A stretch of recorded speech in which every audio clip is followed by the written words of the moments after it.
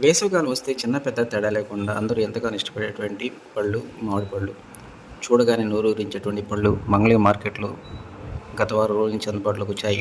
అయితే గతం కంటే ఈసారి దిగుబడి తగ్గిందంటున్నారు వ్యాపారస్తులు. పేద మధ్య ప్రజానీకానికి అందుబాటులో ఉండే విధంగా డజన్ 200 నుంచి రూ. 300, 400 వరకు పలుకుతున్నట్టు వ్యాపారస్తులు చెబుతూ ఉన్నారు. కృష్ణా జిల్లా నూజివీడు నుంచి సరుకు దిగుమతి అవుతున్నట్టు వారు తెలిపారు. మరో కొద్ది రోజుల్లో సరుకు బాగా వచ్చినట్లయితే రేట్లు ఇంకా తగ్గే అవకాశాలు ఎక్కువగా ఉన్నాయి.